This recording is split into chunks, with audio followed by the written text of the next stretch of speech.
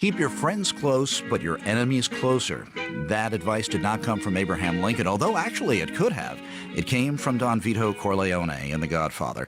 Hi, I'm Bob Mann, and this is another episode of Let's Consider the Source, the weekly media issues program on Sirius XM Insight, channel 121. And today we have in the studio someone who's been on the show before, Dr. Steve Adubato. We're talking about his book, Lessons in Leadership. We had Steve on about 3 months ago, but the book was in galleys. It hadn't been actually put out on the stands yet. It had not been available through Amazon, and now it is. But today we want to drill deep and go into one particular chapter, Leadership and the Godfather, a lesson you can't refuse. So, Steve, Lincoln, sure. Martin Luther King, sure. Don Vito Corleone. Why him?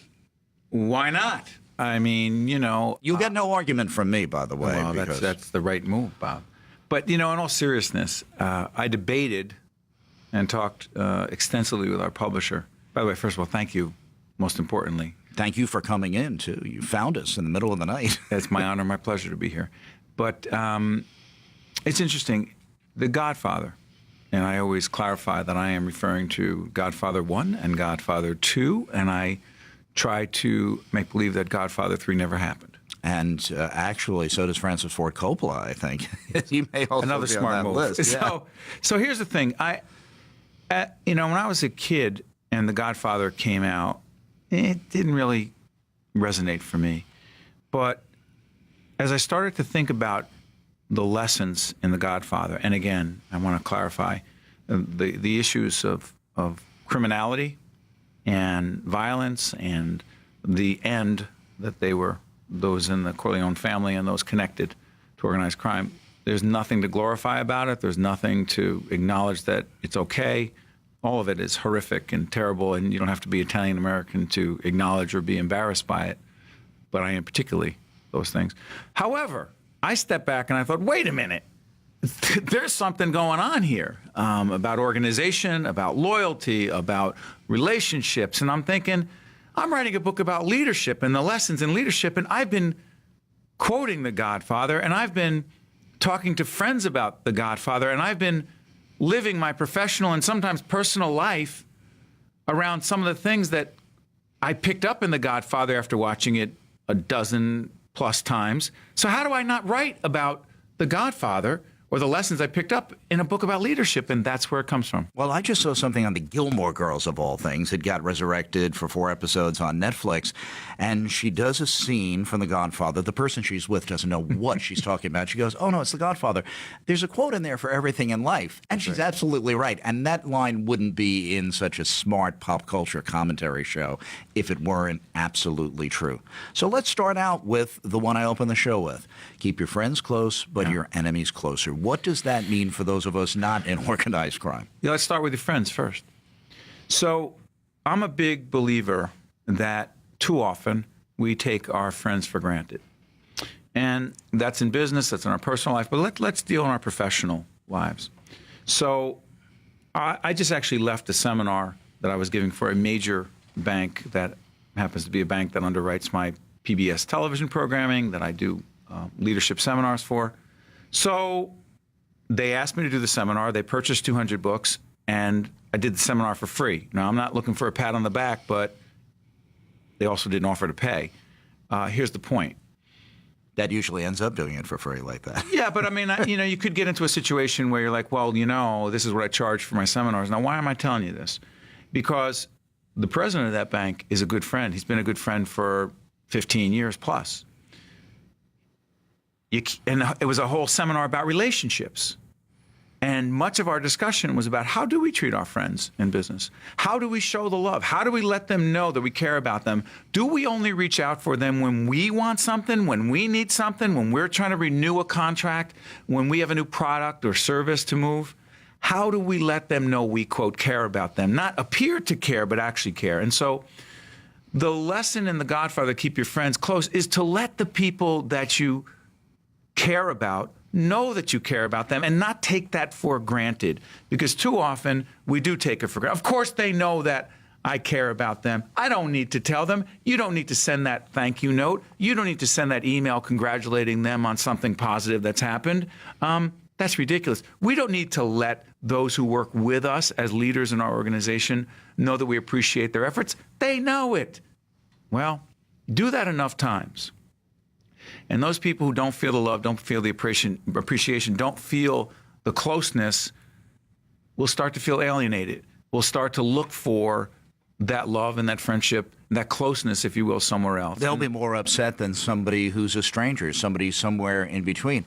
I can give an example. I'll be vague about this, but something you did on my behalf like that.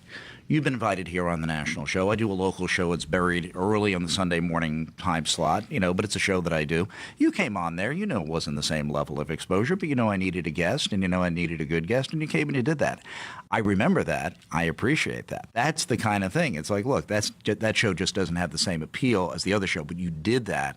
And you said to me afterward, listen, you've got these two shows. I'm very happy to be on either one of them. I picked up on that. I appreciated it. Well, again, I appreciate you saying that, but the fact is, most of the time, when we do something for a friend, it doesn't take much. It doesn't take very much at all. And those who keep score, I had this whole thing.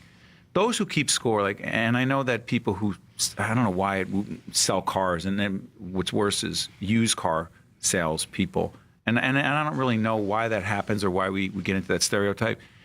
You walk in, and I just actually walked into a car dealership last Saturday with my two younger sons. And as soon as I walked in, and this doesn't always happen, and that's why that stereotype gets put in place like this, not once did this, and we weren't friends, we weren't anything, but we could have been, and I've bought 4 cars so far from this dealership.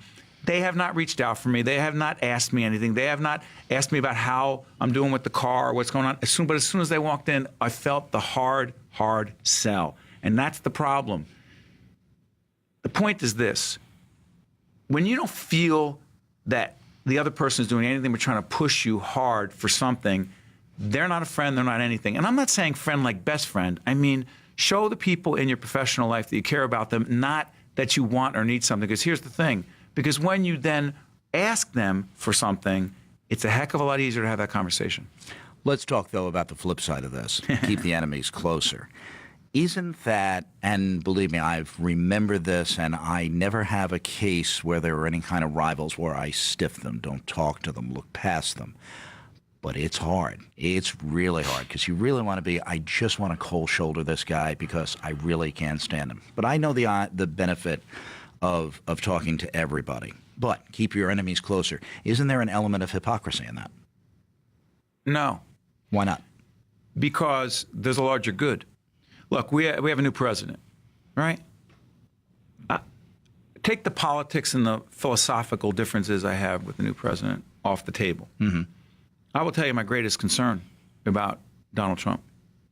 It's that when you're his enemy, you're his enemy. He's going to annihilate you.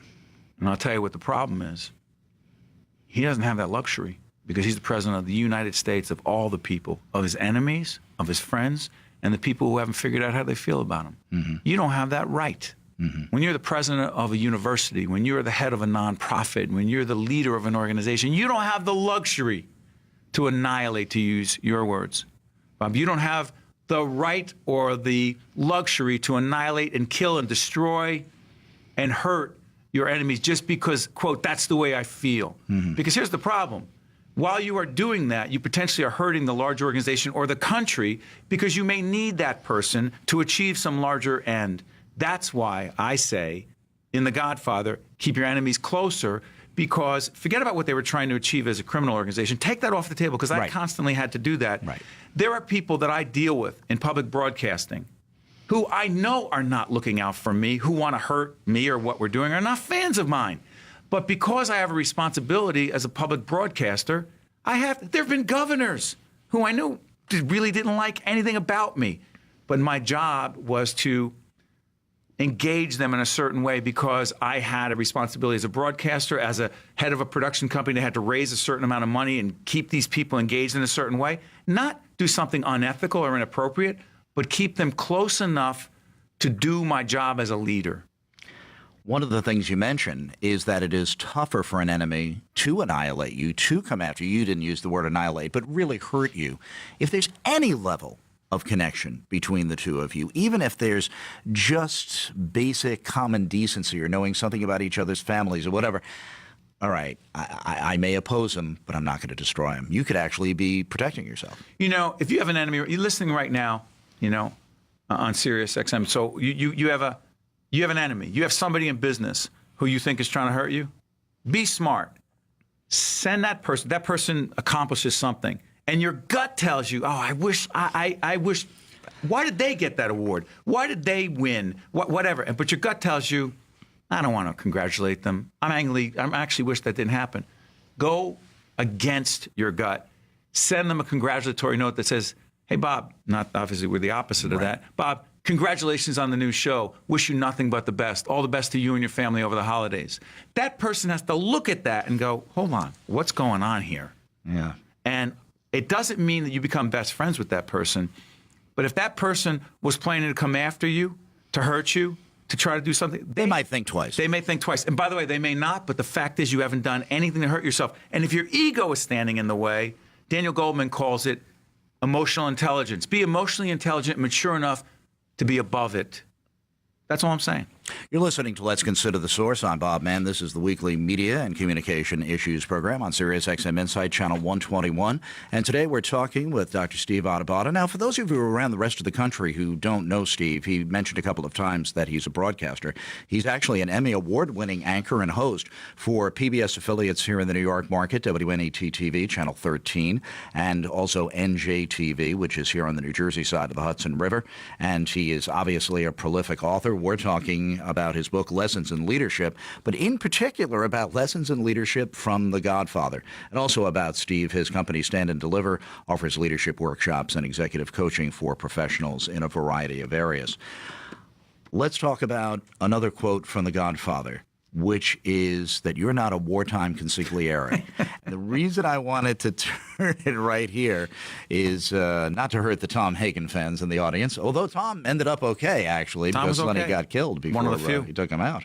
But what happens is, if you are a wartime consigliere, what is it that you are bringing to the table that doesn't contradict what you said before about keep the enemies closer? Does it get to a point where, well, sometimes it really is war and you have to know how to fight it? What is the business application of knowing whether you're a wartime or a peacetime consigliere? Now you got me thinking hard. So there are a couple things going on here. And Tom Hagen, for those who are not aficionados, again, of The Godfather. They've already turned off the show. Oh, come on. Don't do that. Don't do that. So here's the thing. So Hagen was really taken in by Don Vito Corleone as a little kid.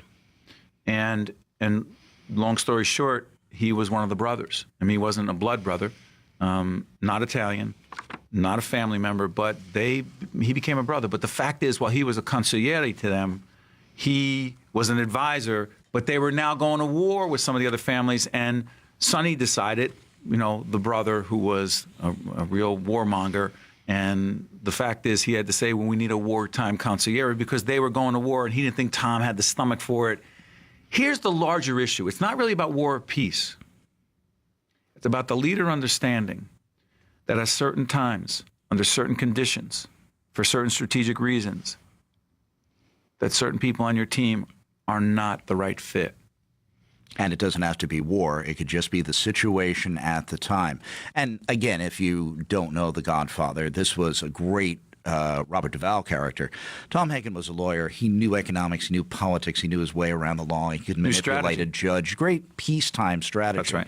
And Don Corleone had a guy named Jenko as his consigliere. As a matter of fact, that line was out of context in the movie because they cut the scene that explained who Jenko was, because he goes, Pophead Jenko, and look what I got. But, yeah, there are people who are fitted, and presidents who actually are fitted to being the wartime president and not the peacetime president. Look what happened to Churchill. He was ousted by the British right after the end of World War II. Who could have led people through more dire times? But, well, peace was here. Sorry, Winston, now your party and you are out. It's interesting. And, and that's why people do get caught up in the wartime aspect of this. But the larger lesson for me is this, Bob. So I'm like, okay, you lead the organization. Somebody's in place for 8 years, 10 years, 5 years, whatever it is, and he or she is succeeding. They're contributing to the team. but the conditions, the marketplace changes, the environment changes, the needs of the organization change. So here's what happens. And in the coaching that I do in a lot of organizations, I'll say to the CEO, look, Jim is not the guy you need to be your CFO right now. What do you mean? He's been with me. We started this company. We built the company together. I know, but here's the thing.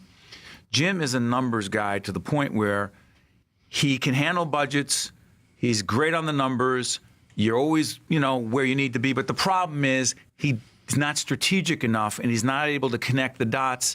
And frankly, your board is starting to lose confidence in him. And frankly, I also believe you need a CFO who's more of an operations person. No, he's been, and the person's arguing with me. I said, listen, you're going to do what you want to do. I'm your consultant and strategic coach.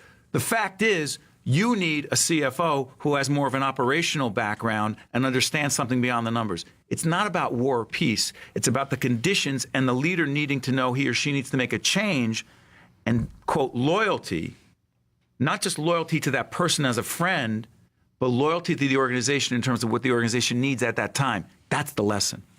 Yeah, and there can be a Jenko who is the numbers guy, and there can be a Tom Hagen who is the public face guy. It Absolutely. Just depends on what's going on. It doesn't have to be war. We're talking with Dr. Steve Adubato, who is an Emmy Award-winning broadcaster. He's a professor. He's an author, and he's a professional coach in terms of leadership and communication. We're talking about, excuse me for interrupting. Are we not going to be teaching together? We are going to be teaching together right here. Well, you know what? We're at Caldwell University. This actually tells me to point out that this program is a production of the Department of Communication and Media Studies at Caldwell University in New Jersey, and I will be crossing over to the Education Division to be working with Steve, doing a course that we're going to team teach in February, March, and April, which has to do with management and coaching and putting in a lot of these strategies and a lot of the things that we've done in broadcasting in terms of bringing people out of themselves and having them develop, and it's something I'm very much looking forward to, and we're using many of his books, actually, as the basis for the course. And the people we're going to be teaching include already very accomplished people who are working in the education field who are now looking for their doctorates in educational leadership. So should be an interesting Looking journey. forward to it. I am too. Let's just get back, though, to the book. The book is by Rutgers University Press. And where is it available? Everywhere. Of course. Everywhere. But every bookstore that matters, that have serious books about leadership and business and practical challenges in your life. But also you can go online. You can go to Amazon. You can go to, where do you go to our website, stand-deliver.com. You can order it there. You can get it anywhere. It's Steve Adubato, Adubato, right? And just get it. You knew how to do the radio version. You knew you didn't have the graphics like you do in TV. You got to spell it out step by step. Let's get back to something I said at the very beginning. I said that the line, keep your friends close, but your enemies closer, didn't come from Lincoln, but it could have. There's something in your book about that, too, because of the fact that the famous book, Team of Rivals, is something you make reference to here. Yep, exactly. About the fact that he didn't want people to be the echo chamber. Of course, the echo chamber is such a problem we have now in America. People only just want the reinforcement of what they hear.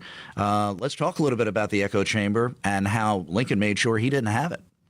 You think about this. Think about Lincoln being aware enough to bring in those, and we talked about this last time, but I want to elaborate on it. Your enemy's closer. Think about that he understood that they were going to be out there wanting to do the worst possible things to him, to destroy his administration, to destroy him. He was like, okay, well, I'm going to pick some of you who he thought were smart, talented, brought something to the table, and he brought them in, team of rivals. Now, again, it takes intelligence, it takes confidence, it takes security, it takes something that Lincoln had beyond all of his issues, interpersonal and other issues that people said he had depression, God knows what was going on there. He was smart enough to figure that out. Because if he didn't have them in, your friends closer, your enemies closer, they were just going to be out there trying to destroy him. But how much harder was it going to be for them to do that if they were in the cabinet, in the administration? And so, again, for Donald Trump, I don't know who a lot of these people are that are coming into the administration, but I would say that the more he would bring, and again, some Democrats, someone would say, well, why would a Democrat serve in the administration? I'm going to say this. if a Democrat felt a, quote, enemy of Trump, that they could help this country, and Trump was smart enough to figure out and secure enough to figure out how to have that person contribute to the administration, that could be a good thing for the country. And I think good thing for the president. I think Obama's done a wonderful job in this transition. Look at Hillary Clinton. I'm sorry for was she not an enemy? Right. Absolutely. Bringing her in as Secretary of State. And, I mean, it was the ultimate rival during the course of the primary. But I'm talking about Obama's job since Trump was elected president. Yeah. He could have easily said our nation faces dangerous times. This man, is this, that, or the other thing. But instead he says, he invites him to the White House as soon as he possibly could, says that if Donald Trump succeeds, America succeeds, puts that idea in people's heads. I heard a great quote, though, from Stephen Colbert. I went to the NJ PAC. I was there, too. Yeah, that was a great night. And he's there with John Oliver. They thought they were going to have a very joyous night talking about the election that was like being at a wake, basically. But then Colbert had a spin which said about Trump, I'll give him a chance, but I won't give him an inch. And even if you're going to really keep a close eye on him, that whole idea of realizing that we've cast our lot in with him, and if he's destroyed, we could be destroyed, is really smart on Obama's part to convey, no matter how much he's burning up inside. That is, in fact, keep your friends close and enemies close. I hate to keep harping on this, but that is it. Because he doesn't like Donald Trump. Donald Trump tried to destroy him. Donald Trump, forget about acknowledging him as president, wouldn't even acknowledge that he was an American citizen for years. The king of the birthers. Right. And so, I mean, for President Obama to do this is extraordinary because he knows it's better for the country. Better for America. And so if Donald Trump can do more of that, it would be a good thing. By the way, I don't know if we have time. Can we do the last one in The Godfather? Absolutely. The one that says, never let anybody outside the family. Know what you're thinking. So there it is. Well, who said? Now I'm going to test you now. Okay. Who said it to whom? Okay. Vito said it to Sonny because Sonny mouthed off to Sollozzo. Look at you. You're part Italian. You're part Sicilian, are you not? People think that. I come from Brooklyn. People swear I'm part Italian. Just culturally, I'm part Italian. I think I'm 100% Italian culturally, but I'm 75% Irish, 25% German. Like Tom Hagen. Like Tom Hagen. You'd be a great concierge. So here's what happens. So they're in the scene, and Bruno Sollozzo, right? Who was the guy, talk about enemies, right? Didn't trust him. Sonny Corleone, who couldn't hold his mouth, says what he says in front of Sollozzo, and as they walk away, his father, Don Vito Corleone, says, Sonny, never let anybody outside the family know what you're thinking. And I thought to myself, there it is. Now, what does that have to do with business? What does that have to do with leadership? And I thought, okay, so there it is. Discipline. Especially in the age of social media, when everyone, including the president-elect, just spews any thought on Twitter. So I'm thinking it. So I feel it. So I say it. Really? Yeah, let the chips fall after that. No. Actually, the smartest leaders are the most disciplined leaders. They hold their tongue sometimes. They sometimes don't let people outside of a certain circle know exactly what they're thinking until it's strategically smart. It achieves a certain outcome. Instead of, it's 3 a.m, I'm thinking it, I'll say it. I'll say so-and-so's fat and ugly, and I'll say so-and-so's a failure, and I'll say, just because I'm thinking it, I'll say that so-and-so who did a particular report about me, their show's going to fail anyway, and their ratings are terrible. Listen, how about you hold your tongue until it's strategically, or if, and maybe it doesn't, makes sense to say those things. Or scream it to your intimates. Get it out of your system, but not in public. And that's the difference between public and private communication. As a leader, you don't have the luxury to just let anyone outside, quote, the family know what you're thinking. Just a couple of minutes are left, but as we do this, and I really wanted to drill down to do this chapter today before this happened, but you have actually published this elsewhere and it's getting some instant reaction, right, about The Godfather and lessons in leadership? Oh, yeah. Well, it's so funny. At the seminar I was telling you about at this major banking institution, several of people mentioned it. And the person introduced me happens, he said, a good friend, the president of the bank, and he happens to be Italian-American, and he's talking about, and Steve and we talk about The Godfather all the time. And I looked at some people who were listening to the introduction, and he's saying, yeah, Steve and I talk about The Godfather, and there are lessons about The Godfather, and everyone has the book. And I'm thinking, are they thinking I wrote a book about organized crime? And I said to them, hold on, everybody, I just want you to know, I'm against organized crime. I think the mafia is terrible. I don't advocate any of the. I had to clarify all that, but that was that. But then my sister was texting me today. My younger sister runs a great nonprofit organization in Newark, and she was saying, I love what you said about it. And she said, and I was just saying that the other day, and I started looking at all the people who were emailing today, because we sent out an email. That's where you picked it up as well, because we have a great group of friends on social. That's a way to use social media, is to send out important messages. And so people were responding to it, and I asked, what lesson did you take from The Godfather? And other people were saying that there are things that they took from The Godfather that I hadn't even thought of. And that's what's fun about taking a movie that has powerful lessons about leadership in life and learning things you hadn't thought of yourself. I'm kind of proud of myself because I saw The Godfather when I was 19, when it was brand new. And I said to myself, this is, for all the shoot-em-ups, including Sonny, this is not a book about crime or about violence or about the mob. This is a book about family. You picked that up right away? I did pick that up at 19 because it's always been like, wow, where does your loyalty lie? And it's really interesting because I consider myself a patriotic American, but it really asks a very serious question. Do you risk your life for strangers? The whole idea that Michael became a war hero for America, but it should only be for the family. That's another show. And we're getting down to about a minute and a half left. But just leave us with some final thoughts here for the audience. Lessons in leadership. It's a chapter very late in the book, and these are the lessons on leadership from The Godfather. So this is where I'd like to leave your terrific audience, Bob. Whether it's The Godfather or A Few Good Men, you know, I Want the Truth, You Can't Handle the Truth, or any movie that moves you, that leaves you with a powerful message.